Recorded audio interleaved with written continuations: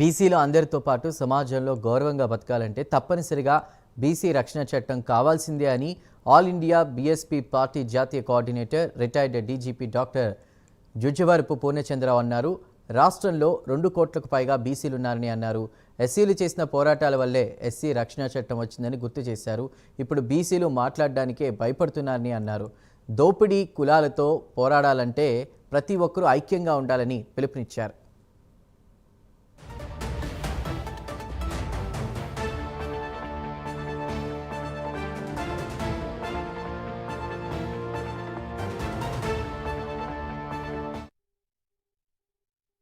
BC రక్షణ చట్టం కావాలి. చాలా విషయాలు మనం మాట్లాడవచ్చు. ఫోకస్ ఏంటంటే బీసీ రక్షణ చట్టం. ఈ రాష్ట్రంలో మరి 2 కోట్ల పైగా బీసీలు ఉన్నారు. ఎస్సీ ఎస్టీలు 1 కోటి మంది ఉన్నారు. ఎప్పటి నుంచో ఎస్సీ ఎస్టీ రక్షణ చట్టం వచ్చింది, కానీ బీసీలకు రక్షణ చట్టం లేదు. అది అవసరం ఉందా లేదా అనేది కూడా మనం ఆలోచించుకోవాలి. అవసరం అయితే ఇంతవరకు ఎందుకు రాలే మనకి ఈ చట్టం?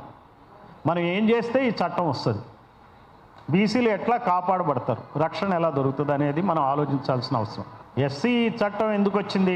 ఎస్సీల మీద దాడులు జరిగినాయి. కారంచేడులో, చుండూరులో దారుణం జరిగిన నేపథ్యంలో పెద్ద ఎత్తున ఎస్సీల ఉద్యమం సాగింది. అప్పుడు వచ్చింది ఎస్సీ చట్టం, ఎస్సీ ఎస్టీ రక్షణ చట్టం అప్పుడు వచ్చింది. మరి మనకి ఎన్ని జరుగుతున్నాయి ఇన్సిడెంట్స్? ఈ రోజున ఎవరు కూడా నోరెత్తి మాట్లాడలేని పరిస్థితిలో బీసీలు ఉన్నారు. ఏదైనా ఒక మాట గట్టిగా అనాలంటే భయం. ఈ రోజున ఎంత దోపిడీ జరుగుతుంది, ఏ రకంగా జరుగుతుంది? ఇది కులతత్వంతోనే జరిగే దోపిడీ. అందులో అసలు అనుమానం ఏమైనా ఉందా?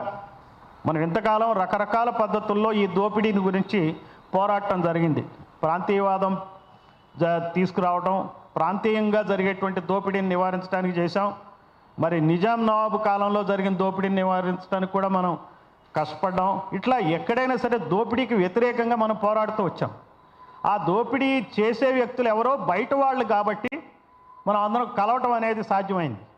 ఈ రోజున ఈ దోపిడీ చేసేది ఊళ్ళల్లో ఉండేవాళ్లే, మరి రోజు కళ్ళకు కనపడేవాళ్లే. మరి వాళ్ళ మీద ఫైట్ చేయాలంటే నోట్లోంచి మాట వస్తుందా? అసలు నోట్లోంచి మాట వస్తుందా? మాట అనగలమా?